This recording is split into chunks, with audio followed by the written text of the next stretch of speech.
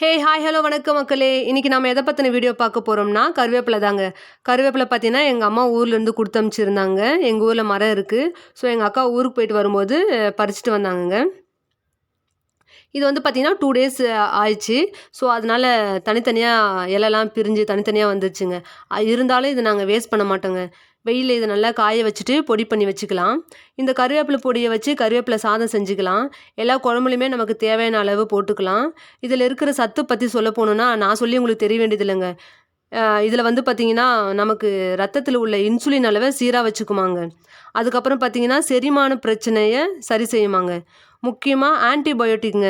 அதாவது நுண்ணுயிர் எதிர்ப்பு சக்தி நிறைய இருக்குங்களாங்க. அப்புறம் vitamin B, vitamin C, protein, இந்த மாதிரி நிறைய சத்து இருக்குங்க.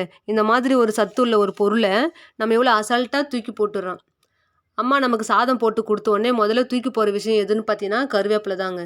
ஸோ இனிமேல் அந்த மாதிரி கருவேப்பிலையை தூக்கி போடாமல் இந்த மாதிரி அரைச்சி ஸ்டோர் பண்ணி வச்சுக்கோங்க. இப்போ பார்த்தீங்கன்னா இந்த கருவேப்பிலை பார்த்தீங்கன்னா நல்லா இப்போ காஞ்சி வந்துடுச்சு.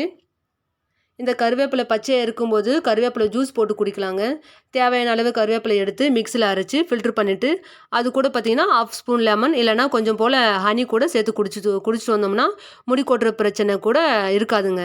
இந்த மாதிரி அரைச்சி ஒரு கண்ணாடி பவுலில் நம்ம ஸ்டோர் பண்ணி வச்சுக்கலாம். இதை நம்ம வந்து உள்ளுக்கு எடுக்கும்போது நாளடைவில் முடி வந்து கருமையாகும். அப்புறம் முடி கொட்டுற பிரச்சனையும் தீருங்க. நம்ம வீட்டில் கருவேப்பிலை கொஞ்சம் காஞ்சிட்டா கூட அதை தூக்கி போட்டுரும். அதனால் இப்படி அரைச்சி ஸ்டோர் பண்ணி வச்சுக்கோங்க. வச்சு யூஸ் பண்ணும்போது நமக்கு ஹெல்த்துக்கும் ரொம்ப நல்லதுங்க. மக்களே அப்படியே வீடியோ பார்த்த கையோடு ஒரு சப்ஸ்கிரைப் பண்ணிட்டு போயிடுங்க. தேங்க்யூ.